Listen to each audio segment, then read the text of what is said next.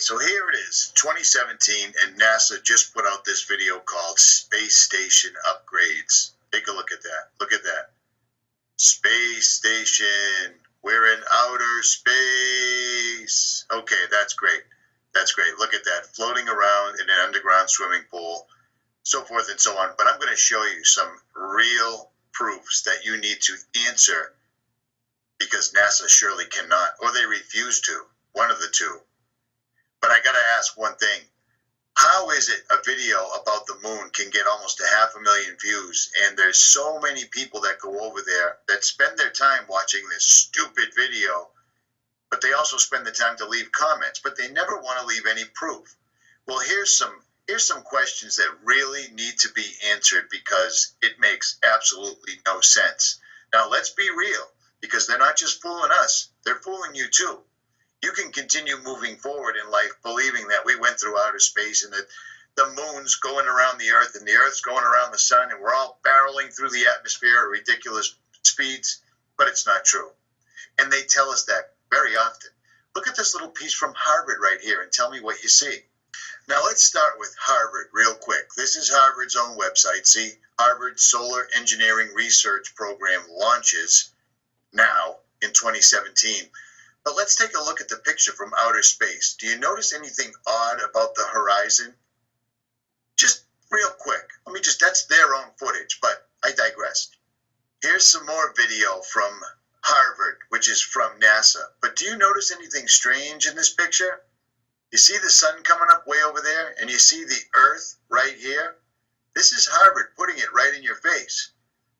Just look at this real quick. I'm not going to say anything like flat earth or globe earth or anything, but look what you're seeing right now on Harvard's website from NASA.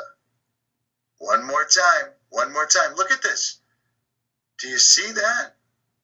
Look at that. That's weird. Let's slow it down for the skeptics. Once again, Harvard through DC. Do you see the sun coming up over the earth?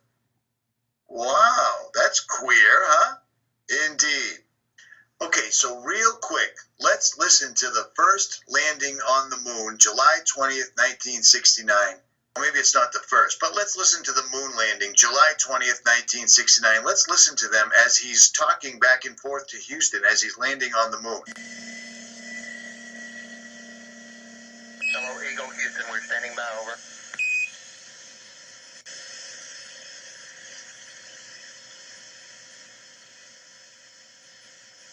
Eagle, Houston, we see you on the steerable, over. Roger, Eagle, done dot. Roger, how does it look? The Eagle has wings. Roger. The Eagle has wings. On its own now, but with Columbia near at hand, it coasted around to the backside of the moon, and there, while out of direct communication with the Earth, it fired its engine to slow its descent to a touchdown on the near side of the moon. Collins in Columbia continued in orbit, awaiting their return.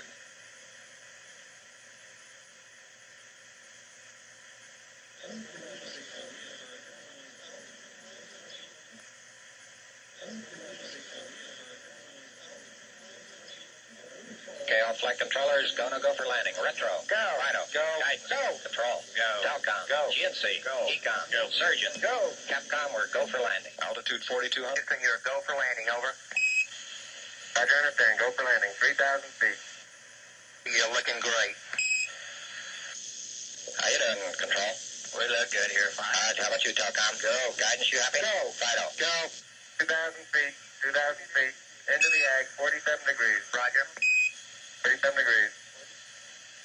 Still looking very good. Your go. Time alarm. 1201. 1201. Roger, 1201 alarm. 1201 alarm. Same type, we're go, flight. Okay, we're go. We're go. Same type, we're go. Altitude 1,600. Eagle looking great. Roger, 1202, we copy it. 35 degrees, 750, coming down to 23. 540 feet at a 15. 150 feet down at 4. Altitude, velocity, light. 10 aft. down. 220 feet. 11 forward, coming down nicely. 200 feet. 4.5 down. 5.5 down. 100 feet. 3.5 down. 9 forward. Okay, 75 feet. Car's looking good. Down a half. 6 forward. 60 seconds. Lights on. Forward. Forward. 40 feet down. 2.5. Picking up some dust. Straight shadow. 4 forward. Drift into the right a little. 30 seconds. Forward. Drift. Contact light. Okay, engine stop. We copy you down, Eagle. Houston, Tranquility Base here. The Eagle has landed. And look at that, huh? Not only did it land perfectly upright, even though apparently the moon's moving and the spaceship's moving, but it somehow set itself down. But the one little thing NASA can't really explain is how come we couldn't hear the astronaut because he was on top of a rocket engine? They forgot to include the rocket engine in their little video cast. Do you see what I'm saying? Can anybody explain that? Well, no? Okay, great. Let's move on. Everybody loves to roll out people like Michio Kaku or Neil deGrasse Tyson whenever there's any type of doubt about the moon landing, the flags, what the flags were made out of, the crater that's not there from the lander that should surely be there because this is representative. See these large nozzles? That's a rocket engine. It's not a jet engine. It's not an engine like in a car. It's not an engine like in a boat. It's a rocket engine. And this is what a rocket looks like, going up or landing, no matter what. But this is what they present us with.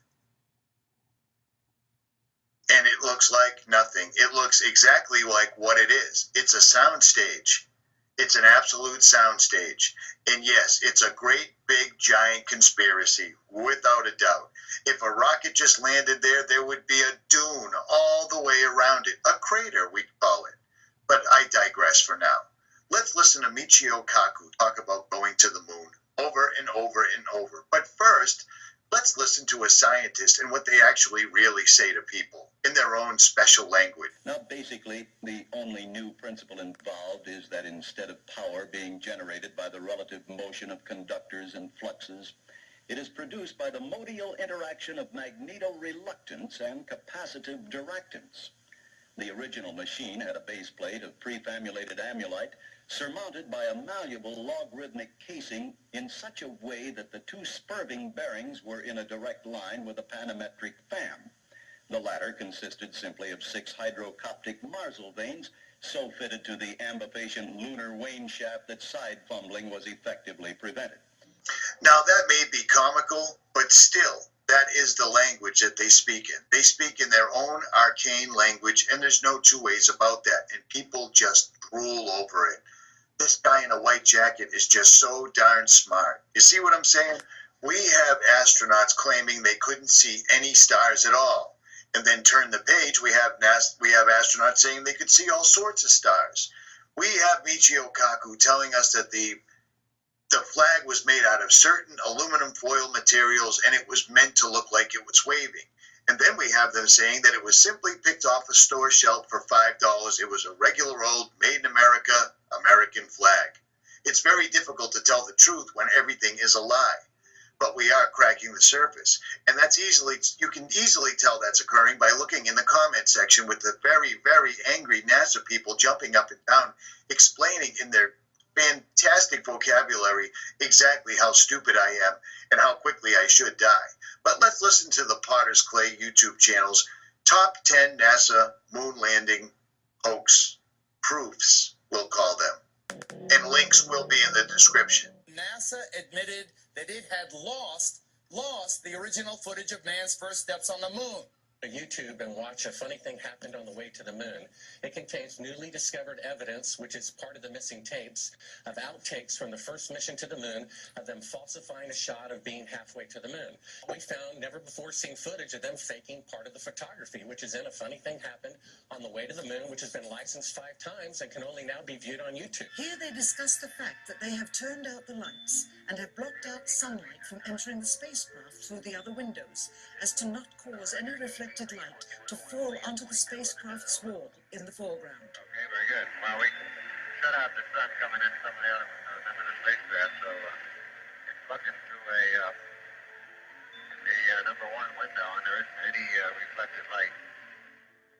reason this was done is so that the truth of the matter would not be revealed. It is this. Though the federal government would have you believe that this is a view of Earth from a distance out of the spacecraft's window as it nears the moon, it is not. What they have ingeniously done is placed the camera at the back of the spacecraft and centered the lens on a circular window in the foreground, outside of which it is completely filled with the Earth in low orbit. The circumference of the window then appears to be the diameter of the Earth at a distance. As they perfected the shot, a crescent-shaped piece of black material was inset slightly into the window to create the illusion of the Earth's terminator line dividing night and day. It is uncannily convincing. During this segment, intended to be edited and played back later for the worldwide television audience, dated July 18th, 1969, Neil Armstrong condemns himself as he states that he is 130,000 miles out. Roger, Houston, Apollo 11. Calling in from about 130,000 miles out.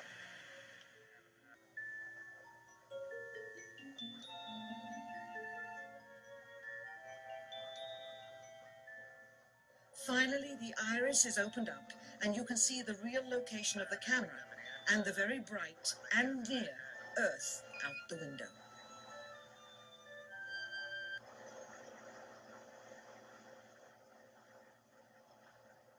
Here is the slate for the 19th of July, and the same shot of trickery on the 19th of July, and then the 20th, and the same misleading shot on the 20th. Later that evening, they were said to be walking on the moon. How can this be when they were in Earth orbit only 9 hours earlier, and the moon is some 3 days' journey away? So I took a year and I traveled across the country, and folks, I've actually posted it on YouTube. It's called Did We Go? And the challenges, Geraldo, everywhere I went, it was just amazing. Moon rocks falling in Antarctica, Neil Armstrong's silence. But I was the first to report, and you played the clip earlier tonight, that all the science data, the telemetry data was missing. Now, Geraldo, for NASA to come out and say that all the tapes were erased, I mean, it's incredible. Geraldo, this isn't just one tape. This is reams of tape labeled Apollo 11 moon landing. Someone had to physically go and erase it. It's very challenging to try to prove we landed on the moon, and it shouldn't be challenging. It should be there. There should be plenty of evidence. Now, in this video, he shows really, in a common sense fashion, if you have a girlfriend or if you have a spouse, you realize how much hair ends up in the bathroom, ends up in the shower. Yet on the International Space Station, apparently there's no rules at all. You can be in terrible shape, still go up to the space station. You can have your hair hanging out absolutely everywhere. This is obviously fakery, and it's not even good fakery, to put it bluntly. It's so ridiculous how often you can catch these people lying, and then how often you can catch the CGI. It's just beyond pathetic. I'm going to leave links in the description so you can keep following this, but the Potter's Clay YouTube channel does a phenomenal job in my opinion, and he doesn't have enough followers. At any rate, Richie from Boston, here's just a few for all of those people that can't seem to wrap their head around it that their government lies to them. Actually, let me throw in 2 more real quick. Now, in 1986, I was what? I think 19 years old, okay? Is that right? 67? Whatever. I never said I was a mathematician. The problem is, I remember this happening, and everybody was so broken up. But if you put just a little tiny bit of effort into it, you'll find out not only was that explosion a hoax, none of these people died. And the way you can tell that none of these people died is they're all still alive and easily identifiable. And as a matter of fact, most of them didn't even change their names. And all of them have prestigious jobs, exactly like you would suspect they would after being involved in an enormous hoax like the Columbia exploding. You see what I'm saying? The Challenger, my mistake. It's hard keeping all this stuff straight, just to tell you the truth. And I don't do very much editing. But I digress. At any rate, listen to this. The shuttle Challenger exploded about 74 seconds after takeoff, killing all 7 astronauts inside. Or did it? It turns out that 6 of the 7 are still alive and kicking today. Ellison Onizuka claims to be his identical twin brother, Claude. Yeah. Now, I know a lot of you guys are really good at the detective work. Look at these people. Look at their expressions. Look at the facial bone structure. It's clearly and obviously them.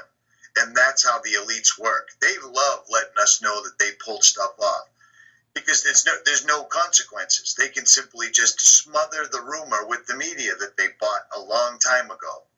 Moving on. I've got an identical twin brother, Claude, too. The Challenger pilot, Mickey Smith, hasn't even bothered changing his name. He's now Professor Michael J. Smith of University of Wisconsin. Now, Krista McAuliffe was a bit of a sneaky one. She was the Challenger payload specialist, quite famous for being a teacher. It turns out during her astronaut days she was using her middle name, Krista, and now she goes by her first name, Sharon, and she's a Syracuse law professor. The Challenger commander, Francis Richard Scobie, is now Dick Scobie, which sounds like a rather unpleasant disease, the CEO of Cows in Trees Limited. Judith Resnick, the Challenger mission specialist, again hasn't even bothered changing her name. She's a professor at Yale Law. And finally, Ronald McNair, another Challenger mission specialist, claims to be his identical twin brother, Carl McNair. What are the odds? Now look at these people. Look at the space. Look at the upside down pyramid that forms on her forehead, and it's still right there. Look at the smile, the dimples, the nose. The same thing with this handsome fella. Look at the lazy eyes. They're right there. Look at the width between the eyebrows. It's the same thing. It's exactly like the crap they pulled in Sandy Hook where people played multiple, I'm a grieving father, but I'm also a SWAT team member. You see what I'm saying? They love jamming this in our faces because most people are too busy looking at their cell phones, paying their bills, or not raising their children. It's a busy time to be alive. Now, here's another thing that I almost forgot, and I just made a comment about it not too long ago. This is explained by Michael Strout YouTube channel. The link will also be in the description. In order to reach the moon, astronauts had to pass through what is known as the Van Allen radiation belt. The belt is held in place by Earth's magnetic field and stays perpetually in the same place. The Apollo missions to the moon marked the first ever attempts to transport humans through the belt. People contend that the sheer levels of radiation would have cooked the astronauts en route to the moon, despite the layers of aluminum coating to the interior and exterior of the spaceship. Now, I don't know how many times I've shown this, but again, I'm going to show it once again. They've admitted on more than one occasion how they're still testing so that they can get humans through the Van Allen radiation belt. We are headed 3,600 miles above Earth, 15 times higher from the planet than the International Space Station. As we get further away from Earth, we'll pass through the Van Allen belts, an area of dangerous radiation. Radiation like this could harm the guidance systems, onboard computers, or other electronics on Orion. Naturally, we have to pass through this danger zone twice, once up and once back. But Orion has protection. Shielding will be put to the test as the vehicle cuts through the waves of radiation. But Orion has protection. Shielding will be put to the test as the vehicle cuts through the waves of radiation. Now, if they did this back in the late 60s, they don't have to test anything. It should have been improved tenfold by now. But that's not the case. Now, what this young fella, and the rumor I've heard, is that he's no longer with us. He's taken his own life. That's the rumor that I heard. I cannot verify it, even though I have tried. This young fella believes he's talking to an audience that's not really listening. He believes that the medication, vaccinations, and fluoridation has taken effect and the dumbing down of America is complete. And perhaps all those pesky jerk-offs that were still alive when this allegedly occurred the first time have all passed away. Sadly, they have not. Now, finally, let me throw this one in there for those that love to leave comments but don't seem to do any research. NASA was wholly manned by Nazi scientists that should have been put up on trial for war crimes, but instead found a cushy job here in the United States helping NASA pretend to go to the moon. And they did a great job. Let's check them out. We really want to understand what's going on in space today and what's happening with the plan to put weapons in space. I think it's instructive to go back and understand the origins of the U.S. space program. And to do that, you have to go back to Nazi Germany. Hitler recruited a brilliant young rocket scientist by the name of Wernher von Braun, who had a weekend rocket club, to come to work for the Nazis to build the V-1 and V-2 rockets that were used to terrorize the cities of London and Paris and Brussels towards the end of World War II.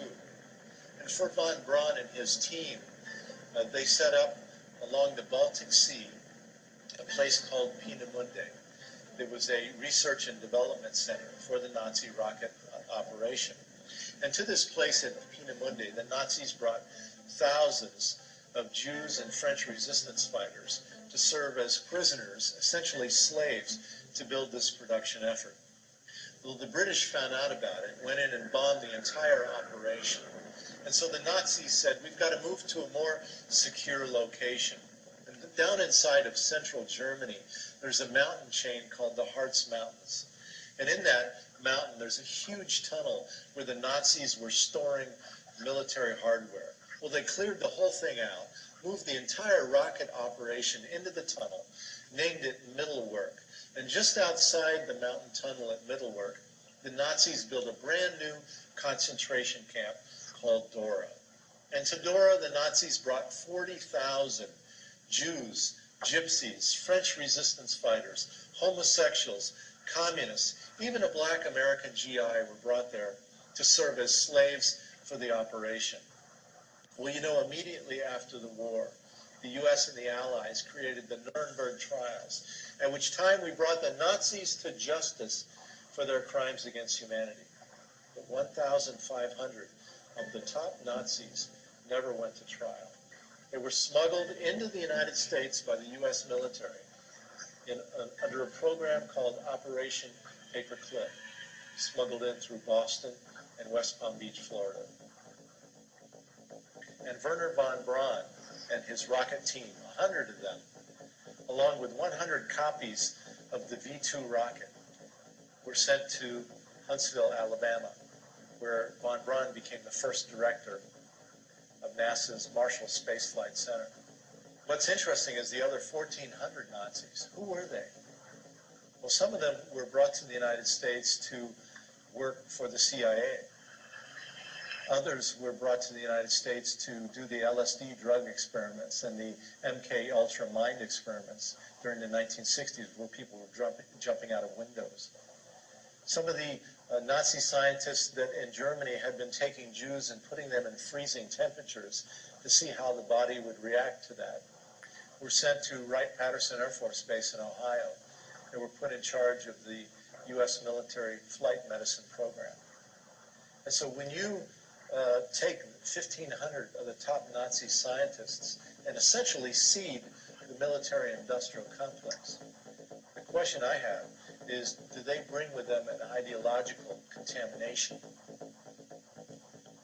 And this is Wernher von Braun's headstone. And it looks like Mr. Braun was leaving us a little clue right there in the form of Psalm 19:1. And according to the King James Version, the heavens declare the glory of God, and the firmament showeth his handiwork. Any other questions or comments? You really, really may want to understand that some of us have looked into this to the nth degree.